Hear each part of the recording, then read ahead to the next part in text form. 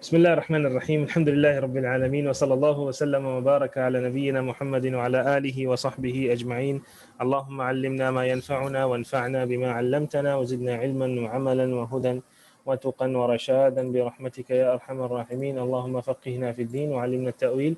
اللهم إنا نعوذ بك من علم لا ينفع، من قلب لا يخشع، من نفس لا تشبع، ومن دعوة لا تسمع.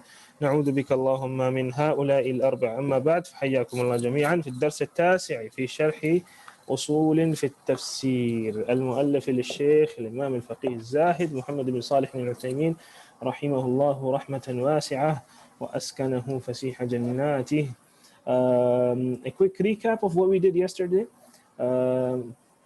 After short discussion about the biographies of Mujahid ibn Jabr al-Makki, who is a freed slave of As-Sa'ib ibn Abi Sa'ib al-Makhzumi, one of the greatest scholars of tafsir, has he studied the Quran with Ibn Abbas radiallahu anhuma thrice, and stopping him at each ayah and asking its tafsir, which is why Sufyan al-Thawri said about him, إِذَا جَاءَكَ التَّفْسِيرُ عَنْ مُجَاهِدٍ فَحَسْبُكَ بِهِ. If tafsir comes from Mujahid, then you should suffice with it. And then we also mentioned the tarjama, a short biography of Qatada ibn Da'amah as-Sadusi al-Basri, who is from the students of Ibn Mas'ud, of Abdullah ibn Mas'ud. طبعا Mujahid he passed away in the year 101 or 102 or 103 or 104, and 104 is the one that was mentioned by the Sheikh. As for Qatada, he passed away in the year 117 وقيل غير ذلك والله أعلم. Then we talked about al-Muhkam wal-Mutashabih, that the Quran is Muhkam and Mutashabih. So Muhkam has two meanings, and Mutashabih also has two meanings. So Muhkam is used in two senses, in two ways. The first meaning in which the word Muhkam is used is perfection and excellence. So if we are using Muhkam in this sense, then the whole of the Quran is Muhkam. The other meaning of Muhkam that is used, like let's say it's meaning number two, and meaning number two is the Muhkam refers to clear, unambiguous verses. And if we use the word Muhkam in this sense, then parts of the Quran are Muhkam and parts of the Quran are not Muhkam. Likewise, Mutashabih is also used in two meanings, in two senses. The first meaning in which Mutashabih is used is Mutashabih, yani similar to each other. Yani the Quran is similar in its content. Yani some parts of it are similar to the other parts of it, and they consolidate and strengthen each other. So if this is the meaning of Mutashabih that we are using, if this is if we are using the word Mutashabih in this sense, then all of the Quran is Mutashabih. It's similar to each other.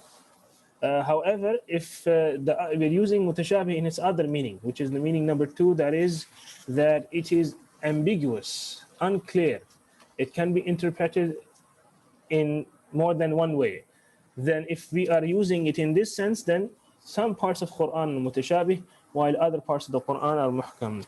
So the first meaning of Ihkam is referred to as al-Ihkam al-Am, which is the perfection and excellence. And when it comes to the second meaning, which is clarity and ambiguity, then it is referred to as al-Ihkam al-Khas. And when it comes to the Mutashabih, and when we use it in the sense of it being similar to each other in content, Quran, then this is referred to as al-Tashabuh al-Am, the generic Tashabuh, generic similarities. And when it is used in the sense of unclear, ambiguous verses which can be interpreted in more than one way, then these are referred to as, or this is referred to as التشابه الخاص. طيب يا إخوان, today بإذن الله تعالى we are going to study a little bit more about التشابه, or the two types of تشابه in the Quran. طيب نبدأ. لا لحظة, تشابه هنا معلش. نعم. أنواع التشابه في القرآن. طيب كالعادة, since the last few durus, I will be the one reading so that we cover a good part of the book بإذن الله تعالى. طيب إذا نبدأ. بسم الله الحمد لله والصلاة والسلام على رسول الله وعلى آله وصحبه أجمعين. أما بعد فقد قال المصنف رحمه الله أنواع التشابه في القرآن. Types of tashabuh in the Quran. Now, which tashabuh are we referring to here? The first meaning or the second meaning? Is this referring to the tashabuh am or is it referring to the tashabuh khas? Sorry? التشابه الخاص. Here the Shaykh is referring to التشابه الخاص. So Shaykh is saying that التشابه الخاص is of two types. يقول الشيخ رحمه الله التشابه الواقع في القرآن نوعان. Two types. أحدهما حقيقي. حقيقي يعني actual تشابه. It is actual تشابه. It's not subjective. It is not perceived تشابه. It is not a tashabuh that is perceived by some people, while in reality it is not really ambiguous. No, it is actually a verse whose meaning or whose haqiqah is unknown. It's unknown. Tashabuh haqiqi, actual tashabuh. Actual tashabuh. So he says, حقيقي وهو ما لا يمكن أن يعلمه البشر. These are the things and matters which humankind can never know. Can never know. What, for example, يعني can never know يعني until the day of judgment. كحقائق صفات الله عز وجل. مثلا the realities of the attributes of Allah subhanahu wa ta'ala. مثلا استوى كيف استوى ما نعرف. الله هو السميع البصير. كيف هو السميع البصير. How he is السميع البصير. الله أعلم. These are things, the realities, the kayfiyya, things we can never know until the day of judgment. And who knows, and Allah subhanahu wa ta'ala, if he gives us the knowledge on the day of judgment, after the day of judgment, Allahu a'lam. But until the day of judgment, we can't know this. فَإِنَّنَا وَإِن كُنَّا نَعْلَمُ مَعَانِيَ هَذِهِ الصِّفَاتِ. Even though we know the meanings of these attributes, لَكِنَّنَا لَا نُدْرِكُ حَقَائِقَهَا. We do not comprehend and understand its realities. We can see the meanings, we know the meanings, we understand them, but we don't know the realities. And like we have done once mentioned in Aqeedah, that when it comes to the attributes of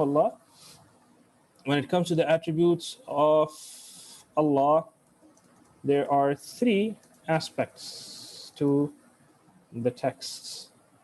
The texts that mention the attributes of Allah.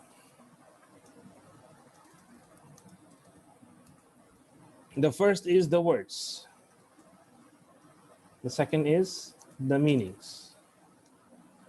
And the third is, barakallahu fikum, the how or the kayfiyya.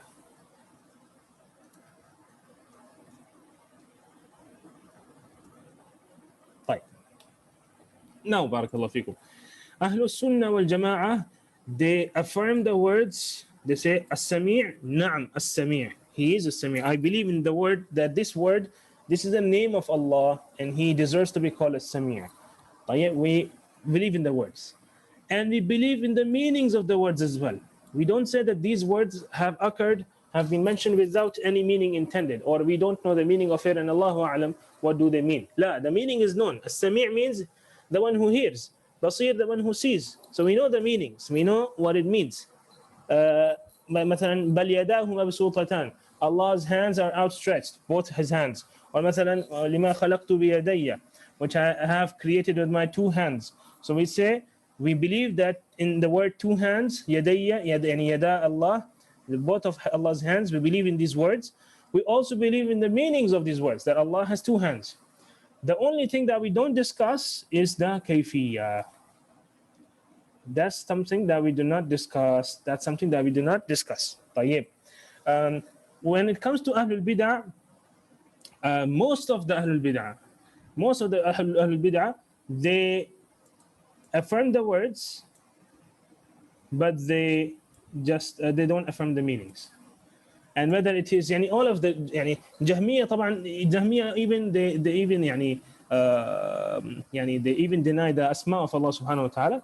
But if we just generalize Tajahhum and Jahmiyyah, if we just generalize them, these are people who are always they just deny the sifat of Allah subhanahu wa ta'ala. And those who follow them do likewise. So Al-Mu'tazila kadhalik, they affirm the words, مثلا, they affirm the names of Allah, but they don't affirm the attributes, because attributes are in the meanings, right? So they would say, okay, I believe that Allah is As-Sami' Al-Basir, but I don't know, or I don't. But Sami' does not mean all hearing. We don't know what it means. Okay, or they say that Allah is not a Sami'. This means something else, and we don't know what it means. Likewise, Ash'a'ira, the Ash'ariyah, in many of the sifat of Allah subhanahu wa ta'ala, most of the sifat of Allah subhanahu wa ta'ala, they do not affirm the meanings. They try to twist it. They try to make ta'wil of it, right? So the words, everyone believes in it. The meanings, Ahlus Sunnah believe in it the way it is. Allah has 2 hands, 2 hands, 2 feet, 2 feet, 2 eyes, 2 eyes. مثلا istawa, istawa. We say in the words, we believe in the meaning of istawa, everything. But when it comes to Ash'a'ira or Mu'tazila or Jahmiya, they might believe in the words istawa, na'am, because Allah has mentioned it in the Quran. But do you believe that Allah, the meaning of istawa in Arabic, and that Allah subhanahu wa ta'ala did perform that istiwa on the arsh? They will say no. We don't believe in it, we deny it. And their denial is of 2 types. They either twist it and twist the meaning of istawa. They will say, okay, this means something else, or they will simply say, we do not know the meaning of this word. So they are of 2 types. The ones who do not believe or deny the meanings, they are either muta'awwila, they either do ta'wil, or they do tafweed. Ta'wil means to twist the meanings, yeah, and tafweed means to say I don't know. Allahu a'lam. What does it mean? I'm not sure what this word means. Allah is addressing you in Arabic language. How do you not understand what it means? He says, no, as-sami' al-basir ma a'rif. No, ma a'rif. Istawa al-arsh, Allahu a'lam what it means. Ya akhi, why is he then addressing you if he wants, then the Quran, had it been revealed in Chinese, it would have been the same. Yeah, if Allah subhanahu wa ta'ala wants to say why would Allah with all his wisdom address us with something that we don't understand?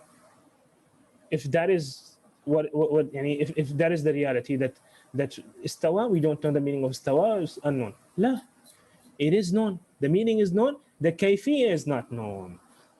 So when it comes to the tashabuh al-haqiqi, here the Shaykh mentions like the haqa'iq of the sifat of Allah subhanahu wa ta'ala. The haqa'iq, the kayfiyya. How they are in reality and actuality, how these sifat take place, or how they are. These are haqa'iq that are unknown to us. The meanings we know. Shaykh, that's why he says, وَإِن كُنَّا نَعْلَمُ مَعَانِيَ هَذِهِ الصِّفَاتِ. So Shaykh says we affirm the meanings. We know the meanings, we know the words. It's just the kayfiyya that we don't know. طيب. لكننا لا ندرك حقائقها وكيفيتها. So حقائق and كيفية, they are you can say synonymous. لقوله تعالى ولا يحيطون به علما, because we do not encompass Allah subhanahu wa ta'ala through our knowledge. Our knowledge cannot encompass Allah subhanahu wa ta'ala. We cannot fully know him, we cannot fully understand him, because Allah is just too great for our feeble minds to comprehend. Allah's sifat and Allah's characteristics and attributes are just too great for our feeble minds to comprehend completely. That's why rahmatan bina, sometimes as a mercy to us, as a mercy for us, Allah subhanahu wa ta'ala does not tell us the haqa'iq, the realities that are difficult to comprehend and digest. You see, just like the senses of the other senses of a human being, like his sight, it has some limitations. We cannot just stare at the sun, can we? We cannot stare at the sun. If we keep staring at the sun, then we are are compelled to turn our faces away, and we will be harmed. Yes, our sense of sight is unable to stare at the sun for a very long time. Likewise, ikhwan, our aql, our intellect, our minds also have some limitations. Our minds and intellects also have some limitations. So there are lots and lots of things that we cannot comprehend. Our minds cannot encompass, that they cannot comprehend. And that is why, and one of those things is the haqa'iq of the sifat of Allah, the realities of the attributes of Allah. Likewise, those people who try to unlock the secret of al-qadr, unlock the secret of pre-ordainment or predestination or pre-decree, these people also, they are exaggerating the capabilities of the intellect. Our intellect is unable to fully comprehend the concept of al-qadr. So what are we supposed to do? We're supposed to submit to the wisdom of Allah subhanahu wa ta'ala. So these are some things that we need to realize, and in particular, with regards to our intellect, that it is very, very limited. It's very, very limited, and we should not exaggerate the capabilities of our intellect and mind. Right. And Allah subhanahu wa ta'ala says as well, لا تدركه الأبصار وهو يدرك الأبصار وهو اللطيف الخبير, that no vision can grasp him, no vision can encompass Allah subhanahu wa ta'ala. We cannot encompass Allah subhanahu wa ta'ala through our vision and our sight. وهو يدرك الأبصار, but he can encompass whatever our eyes see. وهو اللطيف الخبير, and he is the one who knows every little detail, who's knowledgeable of every little thing. نعم. ولهذا لما سئل الإمام مالك رحمه الله, that is why when Imam Malik was asked عن قوله تعالى الرحمن على العرش استوى قال كيف استوى, and it was said to him كيف استوى, قال الاستواء غير مجهول. طبعا the masdar is استواء, افتعال. Remember, اختبر يختبر اختبارا, ومثلا اجتمع يجتمع اجتماعا, كذلك استوى يستوي استواء, افتعل يفتعل افتعال. الاستواء غير مجهول. It is not something that is unknown. We both understand what is istiwa, right? We know the meaning of istiwa in Arabic, right? والكيف غير معقول. But the كيف is غير معقول. It is something that cannot be comprehended via our minds, our feeble minds. Something that we cannot reach, something that we cannot understand, something that we cannot know. والإيمان به واجب, but to believe in it is واجب. والسؤال عنه بدعة, but to ask the كيفية, this is a بدعة. وهذا النوع, the Shaykh then continues, it says وهذا النوع لا يسأل عن استكشافه لتعذر الوصول إليه. This type of tashabuh, that is حقيقي, actual tashabuh, we do not ask questions regarding it because it is impossible. تعذر, we are incapable of reaching the right conclusions with regards to it. We are incapable of reaching the truth about it. So we are not supposed to ask questions with regards to it. لا يسأل عن استكشافه. We do not ask questions with regards to it. طيب. So likewise, مثلا one of the tashabuh حقيقي, yesterday someone had mentioned this example, like الحروف المقطعة, I think it was Ahmed. الحروف المقطعة أيضا, you can ask questions, because here you can just think of something, reflect over it, get some related to some meaning in the Quran. However, the real meaning of this is known only to Allah subhanahu wa ta'ala. So this can be considered as التشابه الحقيقي. التشابه الحقيقي. النوع الثاني, بارك الله فيكم, the second type of تشابه خاص, and this is the تشابه that is subjective, نسبي. The first one is absolute, حقيقي, or you can say مطلق. You can also call it تشابه حقيقي, or you can also call it مطلق. مطلق absolute. And this one is نسبي, the other one.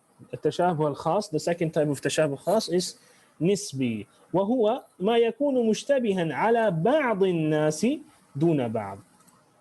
It is ambiguous and unclear to some people, while it is not to others. Other people understand it and know the meaning of it. فيكون معلوما للراسخين في العلم دون غيرهم. So it's known to the people who are well grounded in knowledge, while others do not know about it.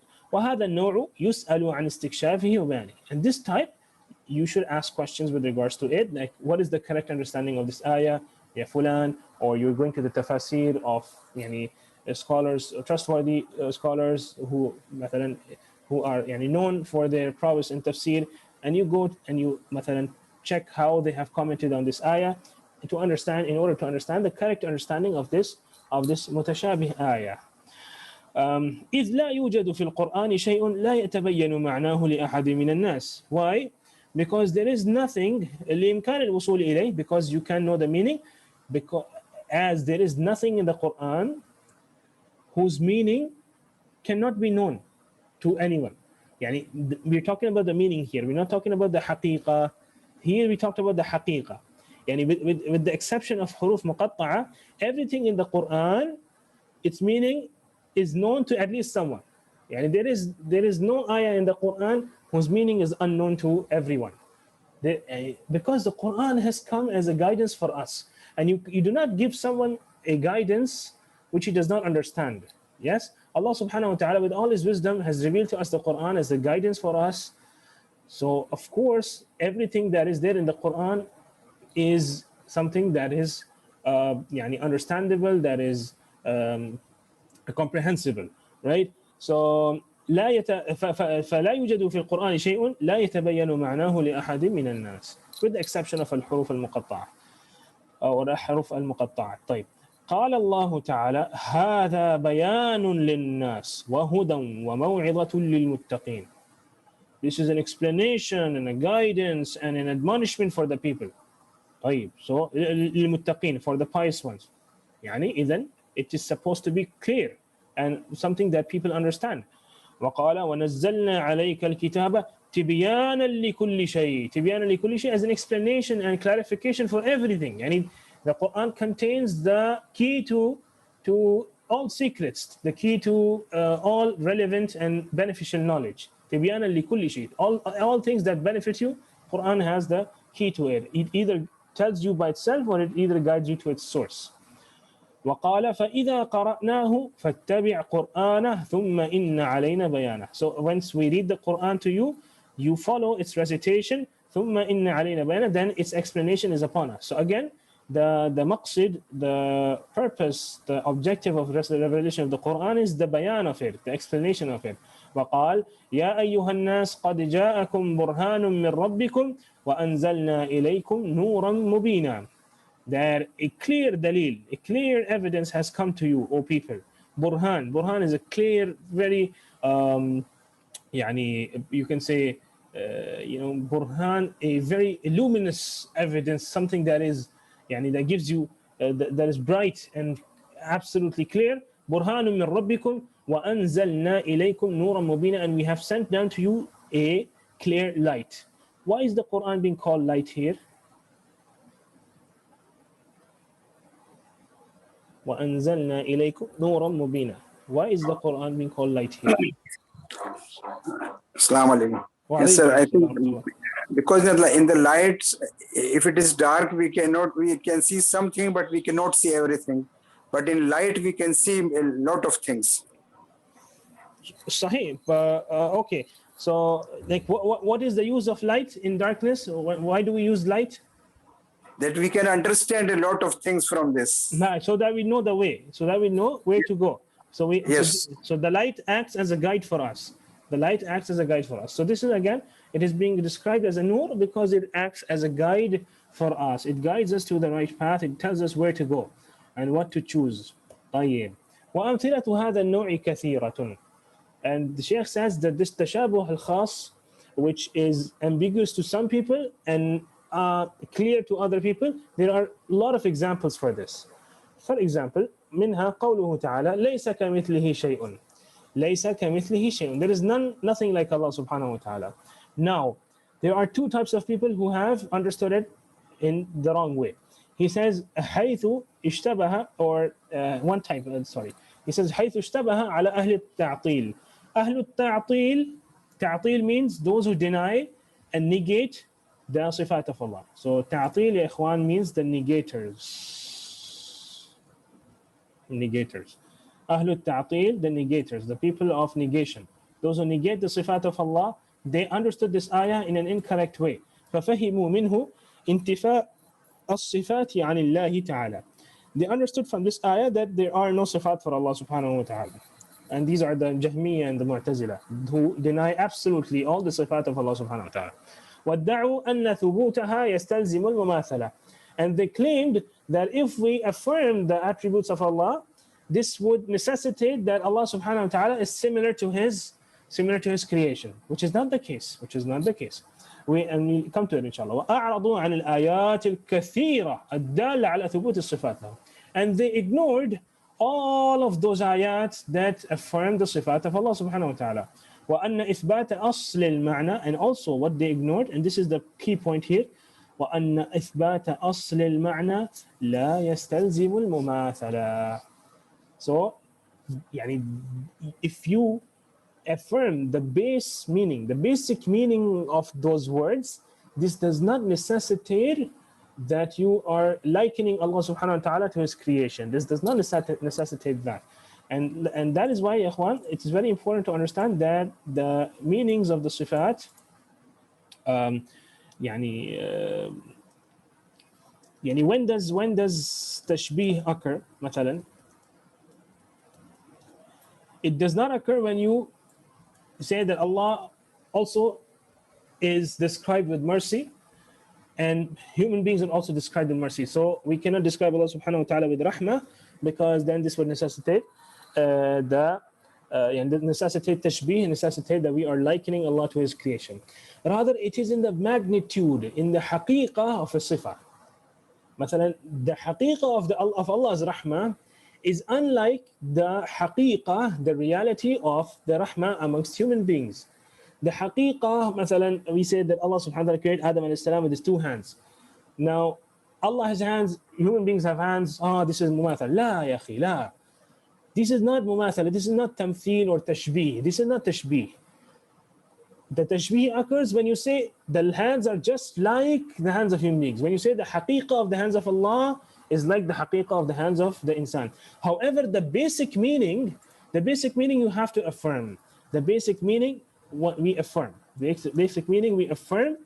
The haqiqah, the reality, we do not liken it to any of to that of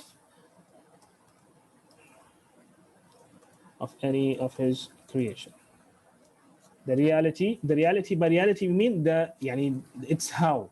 Is it just like that of his creation? And this is true even for even in the creation, amongst the creation, this is true. So for example, if I say there is an animal, and this is the creation of Allah, and this is so true for the creation itself, so how true it would be for Allah subhanahu wa ta'ala, who is beyond our imagining. So مثلا, if I say to you, there is an animal X, okay, and he has 6 legs and 2 eyes and let's say 1 nose. Okay, now 6 legs, 2 eyes, 1 nose. What does this? What do you imagine? It is possible that this animal is the size of an elephant, and it's also possible that this animal is the size of an ant. Right or wrong? By affirming the basic meaning, you understand the meaning of nose, right? You understand the meaning of eyes. You understand the meaning of legs. But it does not necessitate that you understand how these legs and eyes and nose are there in this animal. مثلا. Understand, ya ikhwan? And you cannot, because this is something that you haven't seen, and I haven't told you any details about it. So this can be the size of an elephant, or it can be the size of an ant, or it can be the size of let's say a dinosaur. It can be anything, right?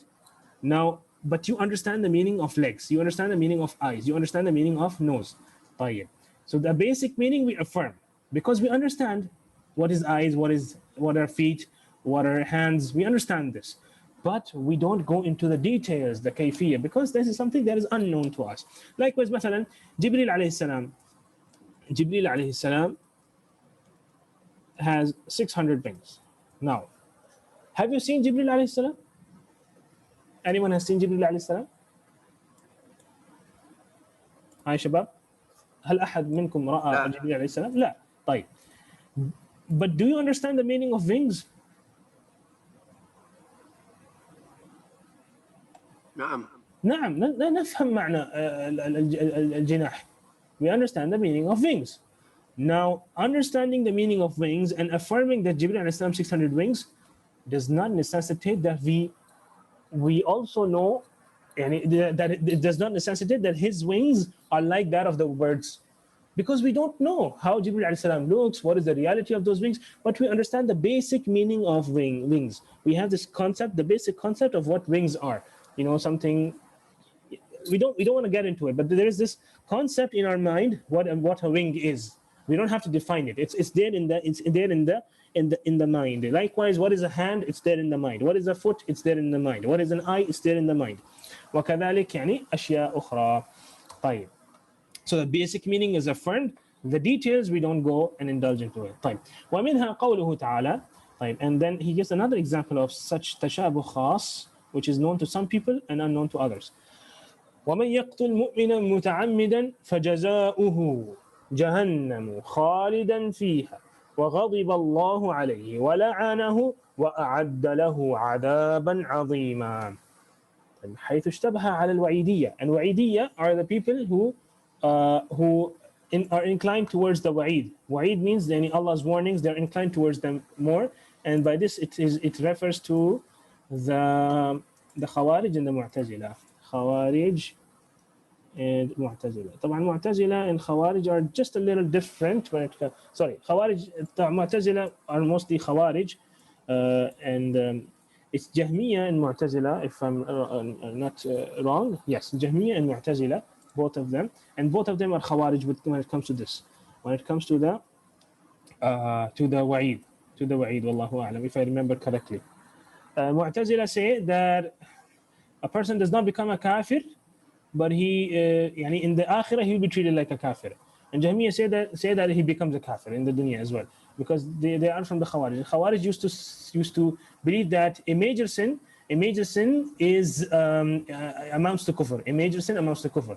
However, the correct stance, the stance of Ahlul Sunnah, is that major sins are despicable. They are something that are condemnable, blameworthy, but they do not amount to kufr. Right. So حيث اشتبه على الوعيدية ففهموا منه, they understood from this, أن قاتل المؤمن عمدا مخلد في النار, he will remain in Jahannam forever. وطردوا ذلك في جميع أصحاب الكبائر, and they also made it general with regards to rest of the major sins as well. So they said, just like a person who kills a mu'min is going to burn in hell forever, likewise the other people who or the other major sins, whoever commits them, he is also going to end up in hell forever. طيب. وأعرضوا عن الآيات الدالة على أن كل ذنب دون الشرك فهو تحت مشيئة الله. And they ignored all of those ayat that tell us that all of the evil deeds, all of the sins except shirk are under the permission or the mashiyah of Allah subhanahu wa ta'ala, under the will of Allah. And if Allah wishes and wills, He will forgive. If He does not will, He will not forgive. Can you give me one example of such ayah in which it says that all sins except shirk are under the, or they are Allah subhanahu wa ta'ala, if He wills, He will forgive them? One such ayah. It's a very famous ayah. That Allah forgives all sins except shirk. إن الله لا يغفر أن يشرك به وأن يغفر ما دون ذلك لمن يشاء. أحسنتم شيخنا.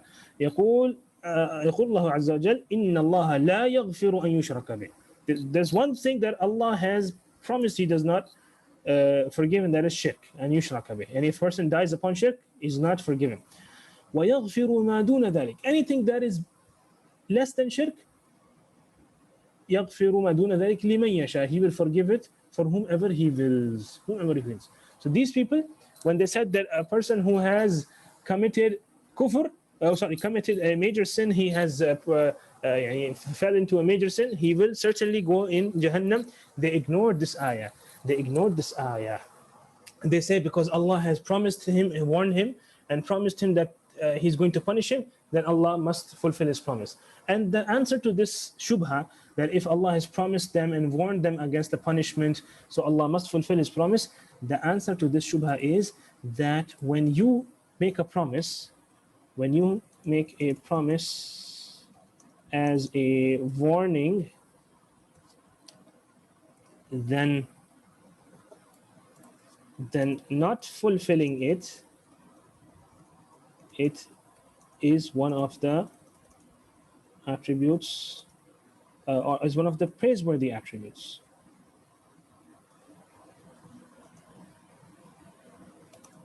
They say that it is not befitting to Allah that He promises and does not fulfill His promise. We say no, ya akhi. When you warn someone, like you say to your child, I'm going to hit you really hard if you do this again, and he does it again, and then you pardon him and you forgive him. Now, is this something that is blameworthy, that you promised that you're going to hit him, but you didn't hit him? No, rather it's something that is praiseworthy when it comes to warnings that you don't fulfill your promise at times. Why? Because this is a show of mercy and forgiveness. This is something that is praiseworthy. So this is the answer to the doubt of the Khawarij when they say that if Allah has promised to punish them, He must fulfill His promise. Otherwise, this is something that will be considered blameworthy. We say no, this is rather praiseworthy, because when it comes to warnings and punishments, not fulfilling the promises are something that is considered praiseworthy. Mutlaqan, no. As long as the haqq belongs to you, as long as it is your own right. But if you are the president of a country, let's say, it is not your right. You are here as let's say you are an Amin here. You are someone who has been entrusted with this amana, so you have to fulfill it on the behalf of the people. But here the haqq belongs to Allah. It's Allah's right. So if He wants to forgive someone for not fulfilling his right, it's up to him. It's up to him. And this is something that will be considered praiseworthy. طيب. نعم إن الله لا يغفر أن يشرك به ويغفر ما دون ذلك لمن يشاء. Okay, and one last thing, what is the answer to this ayah? Isn't this ayah so clear when it comes to the person being burnt in hellfire forever?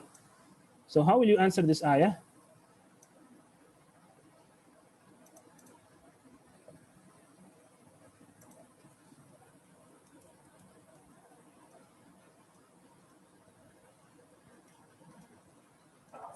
If we answer this ayah by the ayah of the shirk, Allah will not forgive who make the shirk, and he can forgive forgive any other thing. But this ayah also needs to be we need to make some ta'wil of this ayah. And what does this ayah then mean?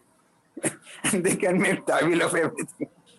No, we have to do it because in order to reconcile between the other ayahs and this one. There are other ayahs, but I don't remember. We cannot say that this ayah, okay, we are not going to take this meaning. This ayah, we just leave it. It's not relevant, and we take the other ayahs only. La, we have to make some ta'wil of this ayah so that it becomes in accordance with the other ayat. Ahmad says, so Allah can Allah forgive a mushrik because He can forgive anyone? We believe that Allah will not forgive a mushrik. It's not about can or cannot. We believe because Allah has said He will not. In Allah la yaghfiru an yushraka bih. He has said it. This is not a warning. This is not a warning. This is Allah is telling us the reality of shirk, that Allah does not forgive. So that is why here, we'll go with, this is how the Salaf have interpreted this, that shirk is an unforgivable sin if you die upon it. Okay, the answer or the ta'wil that we make for this ayah is the following. That the ayah says, مَمَنْ يَقْتُلْ مُؤْمِنًا مُتَعَمِّدًا فَجَزَاؤُهُ جَهَنَّمْ خَالِدًا فِيهَا. Some have made the ta'wil of Khalidan. They say Khalidan does not necessitate forever. It means a very long time. While others say that this is the jaza, this is the reward or retribution or the punishment that he deserves. And not necessarily Allah will give him, but this is what he deserves, and he not necessarily would get it. So this is how they made the ta'wil of the ayah. Some have said that Khalidan means very long time, not forever, because they have some adillah for this. And they say, and some have said that jaza'uhu means this is the jaza, this is the reward, punishment that he deserves, which he not necessarily will get. طيب. And that is why, ikhwan, the manhaj of Ahlus Sunnah wal Jama'ah is to gather all the nusus together, bring them in one place, and then try to understand the issue. The sects that deviate from the right path, who become misguided, are because they pick and choose texts. So they choose one type of text and they adhere to it while ignoring the other type of texts. In order to reach the haqq, the right conclusion, you have to gather all of the texts in one place with regards to a particular topic, pertaining to a particular topic, and then you decide, and then you reach the correct conclusion. So sometimes, even if this is true even in human beings. In some places you make a particular statement, and in other places you make a particular statement. Now, if I take one statement of yours, then I might not understand your stance correctly. But if I gather all of your statements with regards to a particular issue, then I will be able to understand your stance correctly. Can you repeat how they misinterpret this verse? Who? The Khawarij? No, it's not misinterpret. We interpret this verse in this way. Because we know that this ayah, because of the other adillah in the Quran, within the Quran, مثلا Allah subhanahu wa ta'ala says, والذين لا يدعون مع الله إلها آخر ولا يقتلون النفس التي حرم الله إلا بالحق ولا يزنون ومن يفعل ذلك يلقى أثاما يضاعف له العذاب يوم القيامة يخلد فيه مهانا إلا من تاب وآمن وعمل عملا صالحا فأولئك يبدل الله سيئاتهم حسنات. Now here Allah subhanahu wa ta'ala in Surah Al-Furqan excluded, or he made an exception for the people who make a tawbah. Allah mentioned 3 sins. At the end of Surah Al-Furqan, Allah mentioned 3 sins. He says, shirk, qatl, and zina. And then after mentioning its punishment, he makes an exception. He says, إِلَّا مَنْ تَابَ وَآمَنَ وَعَمِلَ عَمَلًا صَالِحًا فَأُولَٰئِكَ يُبَدِّلُ اللَّهُ سَيِّئَاتِهِمْ حَسَنَاتٍ. Allah will convert their bad deeds into good deeds. So Allah made an exception for even the qatil. So that means the qatil can make a tawbah. The qatil, the one who has killed someone, can kill some innocent Muslim, can make a tawbah. From this ayah we learned. So now, in order to reconcile between this ayah and the other ayahs, we have to make the ta'wil of this ayah, وَمَنْ يَقْتُلْ مُؤْمِنًا مُتَعَمِّدًا.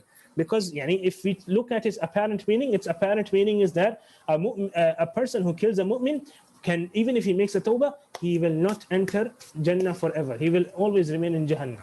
This is the apparent meaning of the ayah. But we say that there are other sins that are worse than qatl, and Allah subhanahu wa ta'ala accepts tawbah for them, like shirk, like kufr, like istiza. All of these, Allah accepts tawbah for them.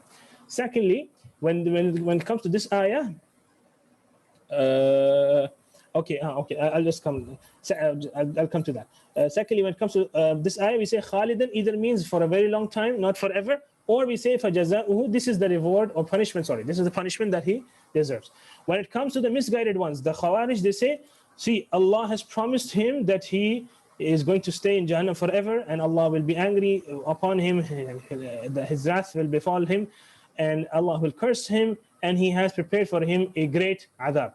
So they say that Allah has promised him this thing, and Allah must fulfill his promise, because it is something that is considered blameworthy, that if you promise and you don't fulfill the promise. And it is considered blameworthy to promise and then not fulfill the promise. We say it is not considered blameworthy, rather it is praiseworthy if you pardon someone and not fulfill the promise you made to warn him against something. واضح يا أخي? The Khawarij is trying to justify that major sins equates to eternal fire. Yes, they are saying that anyone who commits major sins, he will be considered a kafir and he will burn in hellfire forever. That's what they're saying. Barakallahu feek. Right. وَمِنْهَا قَوْلُهُ تَعَالَى. And from these examples are أَلَمْ تَعْلَمْ أَنَّ اللَّهَ يَعْلَمُ مَا فِي السَّمَاءِ وَالْأَرْضِ إِنَّ ذَلِكَ فِي كِتَابٍ إِنَّ ذَلِكَ عَلَى اللَّهِ يَسِيرٌ. Do you not know that Allah subhanahu wa ta'ala knows everything in the heavens and the earth? That is, all of that is preserved and written in a book. إِنَّ ذَلِكَ عَلَى اللَّهِ يَسِيرٌ. This is very easy for Allah. Now, اشتبه على الجبرية. طبعا جبرية or جهمية. So Jahmiyyah have gathered 3 masawi and 3 evil 3 evil concepts or 3 evil beliefs with them. They have tajahum, that is the denial of the sifat of Allah. They have jabr, they say that we do not have any will of our own. We are forced to do what we do by Allah subhanahu wa ta'ala. We don't have any will of our own. And they also are what was the third one, Sheikh Muhammad? The Khuruj, the Khawarij, I guess, that they consider the one who commits a major sin to be someone who is a kafir, if I remember. No, sorry, irja. Yeah, irja, sorry, irja. And I'm mistaken again, sorry. Wa'idiyya here, ya ikhwan, are the Mu'tazila and Khawarij, not the Jahmiyyah and Mu'tazila. Again, I'm sorry. Wa'idiyya here, let me just correct this, because the Jahmiyyah are Murji'ah. The Wa'idiyya here are Khawarij and Mu'tazila. Okay? Because Jahmiyyah are the opposite of them. They say, Ma fi mushkila, even if you commit all major sins, even if you don't act upon Iman, you are going into Jannah. Ma fi mushkila. As long as you believe that there is Allah, Allah is one, as long as you believe this, even if you don't act upon it, even if you don't follow, if you don't utter it, you're entering into Jannah. They are Murji'ah, super Murji'ah. So the Wa'idiyya are Khawarij and Mu'tazila. I'm sorry about that. Jabriyya are the Jahmiyyah. These are Jahmiyyah. So Jahmiyyah are not Wa'idiyya, rather Jahmiyyah are Murji'ah. Murji'ah are people who are the opposite of Wa'idiyya. So the Jabriyya or Jahmiyya. طيب. Jahmiyya is a sect. طيب. They say that they have gathered ثلاث جيمات. The first jim is tajahhum, which refers to the denial of sifat. Tajahhum means they deny the sifat of Allah. The second jim is jabr. Jabr means that they believe that we are forced to do whatever we do by Allah subhanahu wa ta'ala, and we don't have any will of our own. And the third jim is irja. They are murji'ah. They say that amal is not part of the iman. Amal and qawl are not part of iman. So these are the three jims that have been gathered by the Jahmiyyah. Irja, Jabr, Tajahhum. So they are the opposite of Mu'tazila when it comes to Irja. When it comes to Irja, they are the opposite of Mu'tazila. So they say that amal is not part of iman. Mu'tazila say, oh, if you commit a major sin, you are kafir, or you're going to be treated like a kafir in the akhirah. Right. So حيث اشتبه على الجبرية, this ayah, they could not understand it correctly. So what did they say? ففهموا منه أن العبد مجبور على عمله, that the slave is forced to do what he's doing. He does not have any will of his own. وادعوا أنه ليس له إرادة ولا قدرة عليه, and they claim that he does not have any will or wish of or his capability of his own. وأعرضوا عن الآيات الدالة على أن للعبد إرادة وقدرة, and they ignored all of the ayat which tell us that slave also has a will and a capability, a qudra. وأن فعل العبد نوعان اختياري وغير اختياري, and the fi'l of abd is of two types, something that is within his ikhtiyar, within his choice, within his will, and something that is not within his will. So we say as Ahlul Sunnah, we say that Allah subhanahu wa ta'ala is the muqaddir of everything, and at the same time there is a reality of us having a will, and we have a will and capability to do something. And this is something that we witness with our own eyes, with our own with our own senses, that we have a will. I have a will to pick this phone up, and I have a will to keep this pen on the table.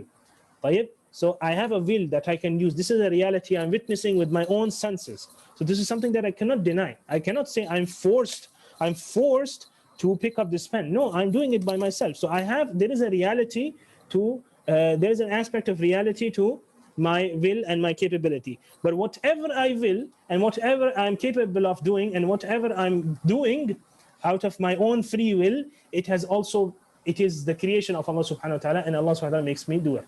Now, how do these two come together? This is the secret from the secrets of Allah subhanahu wa ta'ala, where we are supposed to submit to the wisdom of Allah subhanahu wa ta'ala. طيب يقول الشيخ رحمه الله: والراسخون في العلم أصحاب العقول يعرفون كيف يخرجون هذه الآيات المتشابهة إلى معنى يتلائم مع الآيات الأخرى. The people who are well grounded in knowledge and people of wise, of great intellects, they know how to interpret these ayahs, in a way such that they match with the other ayat. فيبقى القرآن كله محكما لا اشتباه فيه, so that the whole of the Quran remains muhkam and perfect and excellent without there being any ambiguity in it. So again, ya shabab, this is not something that is blameworthy when you make ta'wil of the ayah in order to make its meaning match with other nusus of the Sharia. See, here the Shaykh says يخرجون هذه الآيات إلى معنى يتلائم مع الآيات الأخرى, which is suitable with the ayat, which suits the other ayat as well.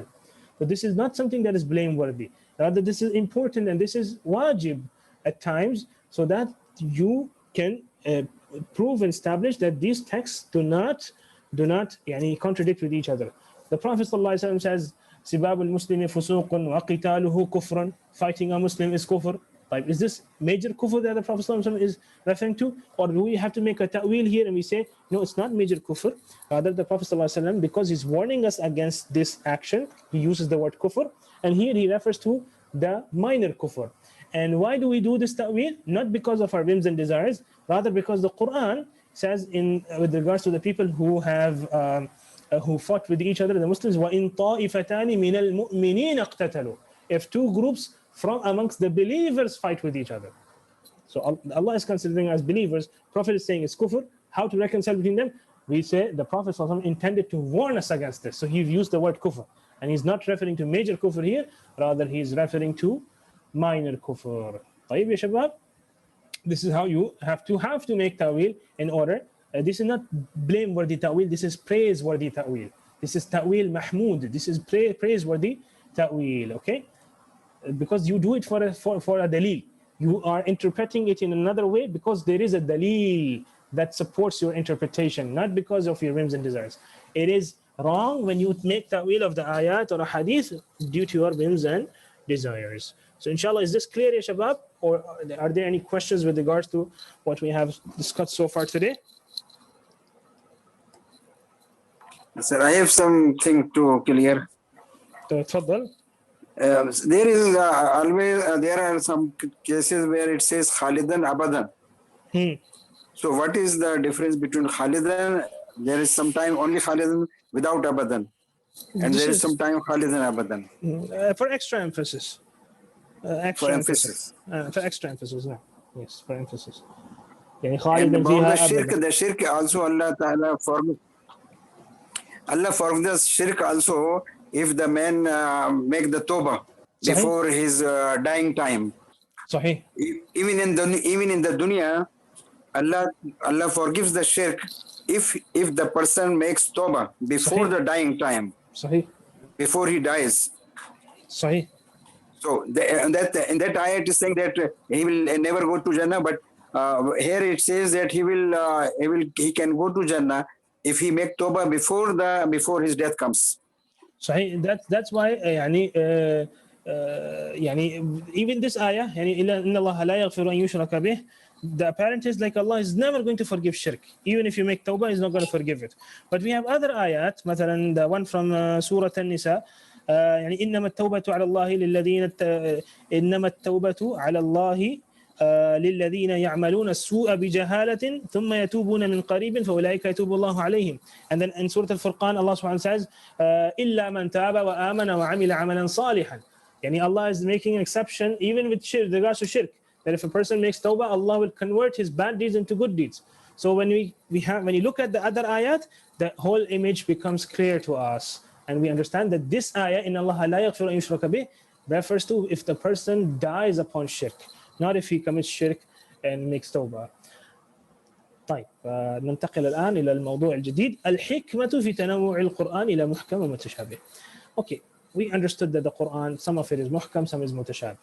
But what is the wisdom behind it? Why did Allah subhanahu wa ta'ala make parts of Quran muhkam while others mutashabih? يقول الشيخ رحمه الله لو كان القرآن كله محكما لفاتت الحكمة من الاختبار به تصديقا وعملا لظهور معناه وعدم المجال لتحريفه والتمسك طيب لحظة.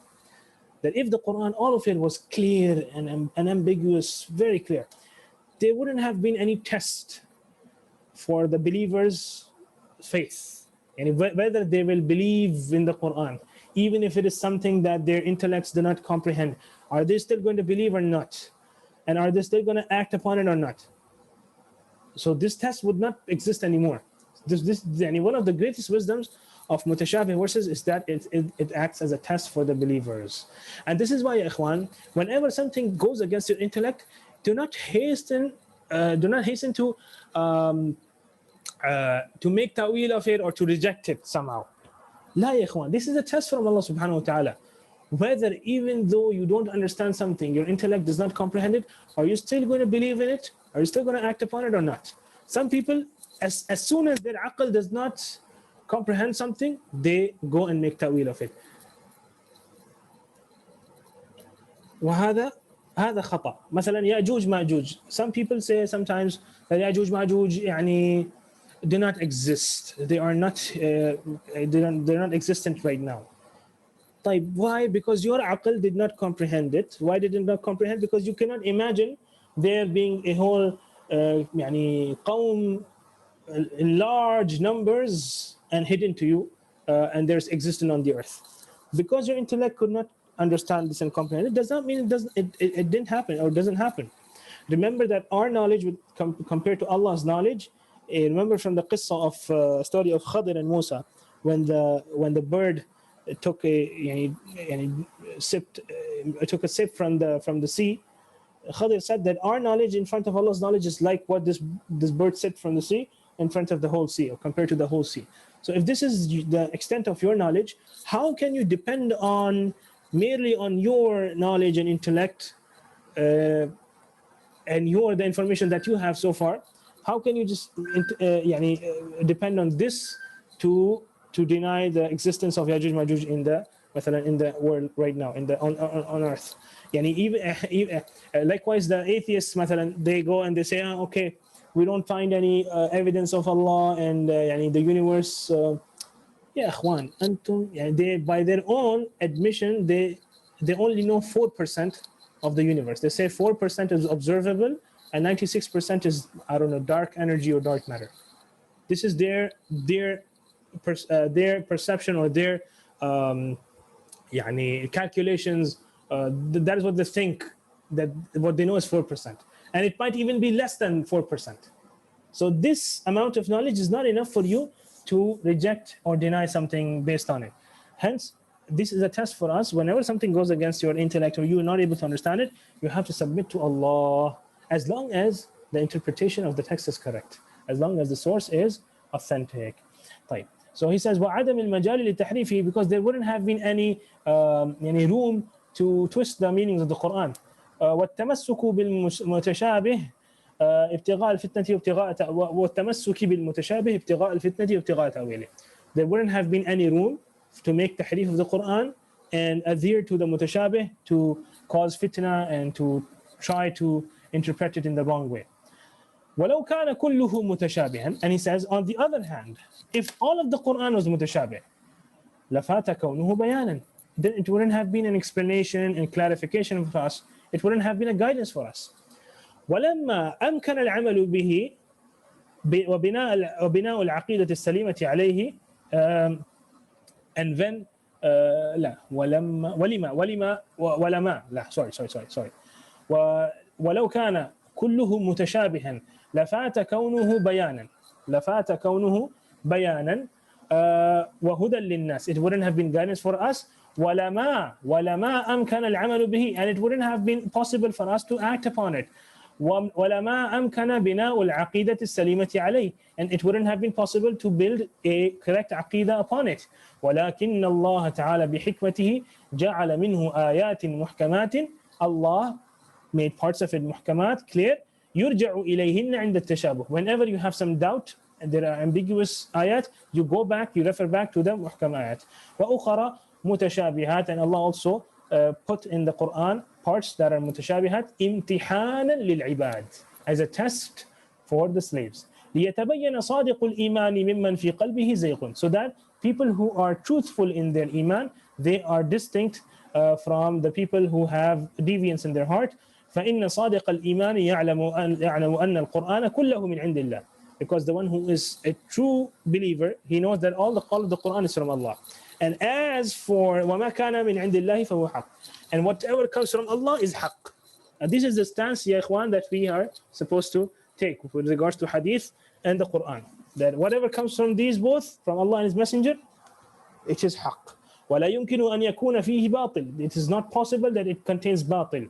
أو تناقض, or contradiction. لقوله تعالى لا يأتيه الباطل من بين يديه ولا من خلفه تنزيل من حكيم حميد.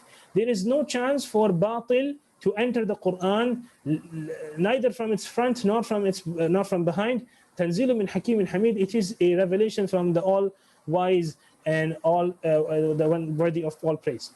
And Allah also says ولو كان من عند غير الله لوجدوا فيه اختلافا كثيرا.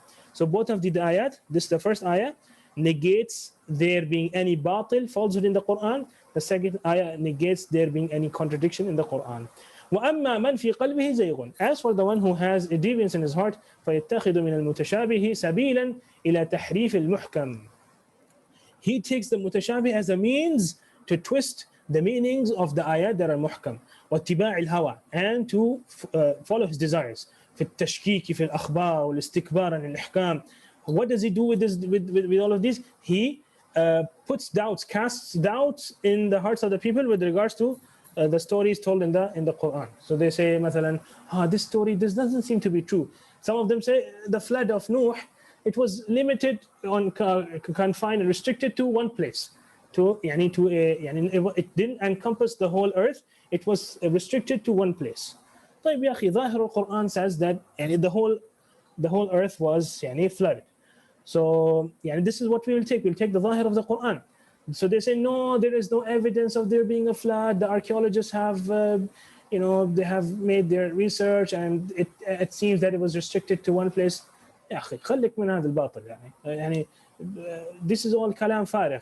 Yeah, just leave it and we will take what the Quran says to us. Likewise, they also استكبار عن الأحكام. They use these twisting and turning of the ayat to turn away from the ahkam, to turn away from the rulings of Allah. So what did they do? Now his desire is to become let's say a homosexual. So he comes and he twists the ayat of the Quran according to his whims and desires in order to make this act halal.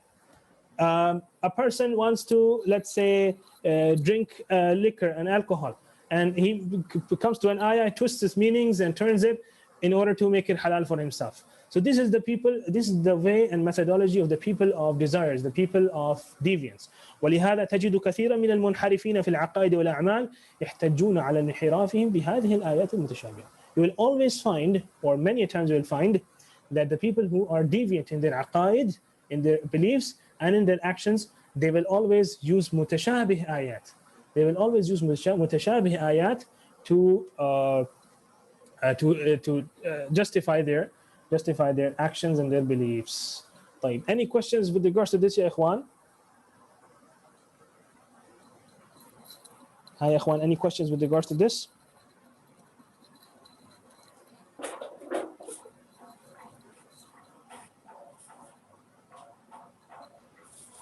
Yeah. If you would go to the previous slide. نعم. Sorry.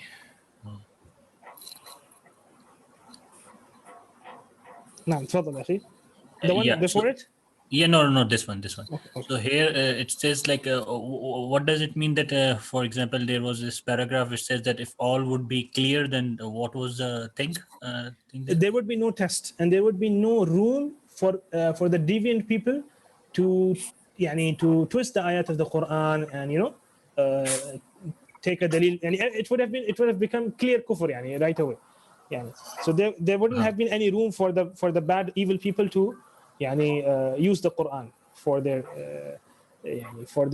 evils. Okay. Because this is where the test is. Yeah. Sure. Is there any other question يا طه؟ Sheikh Saab. No, that's it. نعم يا شيخ. شيخ شاهد نعم تفضل. Sheikh Saab, there is no question, but there is something which I like to say here, that we should never say that no, or right.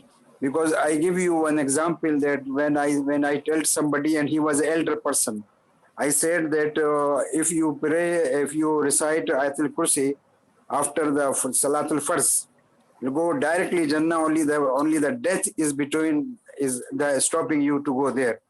Is it correct hadith? صحيح hadith. Okay, the person who listened this, he immediately said, I don't believe this. معاذ الله.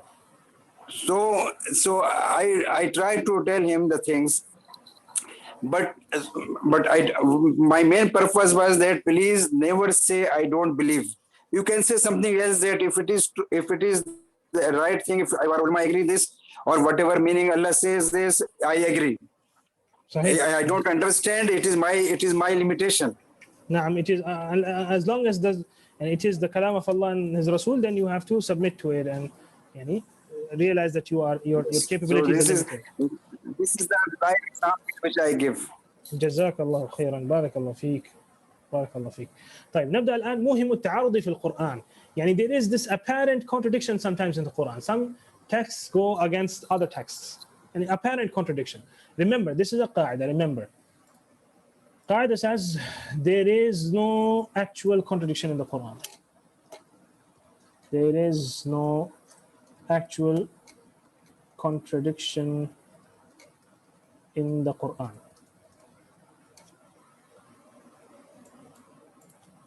the apparent contradiction exists only in your mind. So it is your mind that is deluded into perceiving it as a contradiction. There can never be a contradiction in the Quran. Take this as a qa'idah. For a Muslim, this is a qa'idah. غير Muslim, ta'al, bring us whatever you think is contradiction and we'll solve it for you. But for a Muslim, this is the methodology that he follows. There can be no actual contradiction in the Quran. The apparent contradiction exists only in the mind of the researcher, of the reader, of the listener, whatever. طيب يا شباب؟ طيب إذا نقرأ الآن. التعارض في القرآن تتقابل هو التعارض في القرآن أن تتقابل آيتان بحيث يمنع مدلول إحداهما مدلول الأخرى. And there are two ayahs that are opposite to each other in the sense that what this ayah points out to goes against what the other ayah points out to. Okay, the indication of the first ayah is against the indication of the other ayah. مثل أن تكون إحداهما مثبتة لشيء والأخرى نافية له. Like for example, the one ayah is establishing a ruling and the other one is negating it. So this is contradiction. But let's see. ولا يمكن أن يقع التعارض بين آيتين مدلولهما خبري. First of all, there are two types of ayat, Shabab. The Shaykh will address both of them, but let's just have this in mind. There are two types of ayat. There is ayat khabariyah, which contain some information. And then there are ayat hukmiyah, which contain some ruling. Okay? Khabariyah and hukmiyah. As for khabariyah, the Shaykh says it is not possible that the ayat have any contradiction. Because akhbar or something, the stories are not cancelled. We don't say, this one has been abrogated. Yeah, khalas, this is something that has happened. I'm telling you some information about something that has happened. I can't say this has been cancelled. La ma fi cancelled here. Yeah, this is something that happened, khalas. So with regards to the akhbar, with regards to the information or stories told to us in the Quran, it is impossible that there is ta'arud, that there is contradiction. Because if there is contradiction, then one of them is certainly a lie. And this is not possible in the Quran, that Allah subhanahu wa ta'ala, what he's mentioned is a lie. So there is, for sure, there is a flaw in our understanding. يقول الله عز وجل ومن أصدق من الله حديثا. Who is more truthful than Allah subhanahu wa ta'ala in his speech? ومن أصدق من الله قيلا. Who is more truthful than Allah subhanahu wa ta'ala in his statements? So there is no one more truthful than Allah. If that is the case, then it is impossible that the Quran contains any, not even a bit of a lie. Now, ولا يمكن أن يقع التعارض بين آيتين مدلولهما حكمي. He says, and the same way, the ayat that are hukmiyah, or those whose madlul is hukmi, and it gives us some ruling or something or some hukum, it is not possible that there is contradiction between the two. Because if there is contradiction, then one of them cancels the ruling of the previous one. So for example, in some places it seems that khamr is halal, that alcohol is halal, while other places says فَاجْتَنِبُوهُ لَعَلَّكُمْ تُفْلِحُونَ. Stay away from it totally. So now is this a contradiction? No. We say this ayah canceled the ruling of the other ayah. Likewise, with regards to the iddah of the one whose husband passes away. In some places it is that she has to stay in the house of her husband for a year and she will get everything that she needs. Well, in other places it says that أربعة أشهر وعشرة, 4 months and 10 days. طيب, is there a contradiction? لا. One ayah cancels the other one. طيب. So this is if there is contradiction in the ayat that are related to ahkam, for sure one of them is nasikh for the other one. And as for the ayat that are related to akhbar, it is not possible at all that there would be a contradiction. طيب, يقول الشيخ قال الله تعالى ما ننسخ من آية أو ننسها نأتي بخير منها أو مثلها. Whatever of the ayat we abrogate and cancel, we bring something that is better or something that is equal to it. And the hukum, the quality is easier, or it is better, or it is at least similar to what Allah subhanahu wa ta'ala cancelled. وإذا ثبت النسخ كان حكم الأولى غير قائم ولا معارض للأخيرة. that if it is established that this ayah has been abrogated, there is abrogation, if the hukum has been cancelled, then the hukum of the first ayah is cancelled. It's no longer valid. غير قائم, no longer valid. ولا معارضة ولا كان حكم الأولى غير قائم ولا معارضة ولا معارض ما يجي ولا معارضا للأخيرة, and it is not contradicting the other ayah, or it is there is nothing that contradicts with the last ayah, because now we understand that the first ayah has been cancelled. وإذا رأيت ما يوهم التعارض من ذلك, if you find something that seems to be contradictory, فحاول الجمع بينهما, try to reconcile between the two ayahs. فإن لم يتبين لك, if it does not become apparent to you how to reconcile between the two ayat, وجب عليك التوقف, then you should stop and realize your limitations. You say, I don't know, Allahu a'lam. وتكل الأمر إلى عالمه, and you leave the matter to the one who knows it. وقد ذكر العلماء رحمهم الله أمثلة كثيرة لما يوهم التعارض. Ulama have mentioned a lot of examples for something that seems there is apparent contradiction. وبينوا الجمع في ذلك, and they have explained how to reconcile between these two ayat. ومن أجمع ما رأيت في هذا الموضوع, the most comprehensive book that I've seen with regards to this topic is the book دفع إيهام الاضطراب عن آية الكتاب.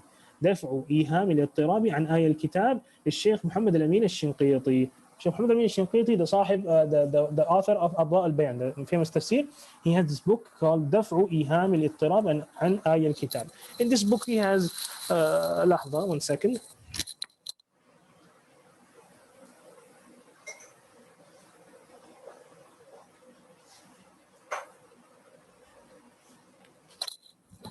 Now, in this book, the Sheikh has mentioned ayat which people claim that they are contradicting, and he has tried to solve this as well. Here, the book you can see, I think, in the picture. Not a very, not a very thick book, and it's a few pages, not much. So this is billahi ta'ala beneficial. You can buy it. Its price is also it's not very expensive either. طيب. نعم. The Sheikh says فمن أمثلته, from the examples of this is قوله تعالى في القرآن هدى للمتقين. It is a guidance for the muttaqin, for the pious ones. And then in another place it says شهر رمضان الذي أنزل فيه القرآن هدى للناس, for all of the people. طيب. الآن هدى للمتقين only, or for all of the people? Question. Answer is فجعل هداية القرآن في الآية الأولى خاصة بالمتقين. This is not the answer. He says Allah made it specific to the muttaqin, and the second one generic for everyone. والجمع بينهما. Before we read the jam', is there anything in your minds, ya shabab?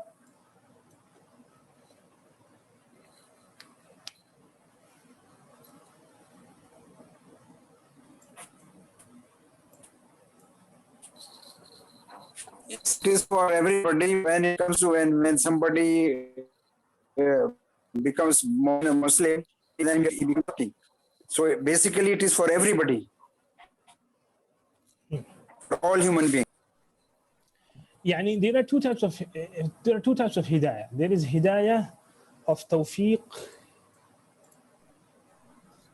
This is called hidayah to tawfiqi wal ilham.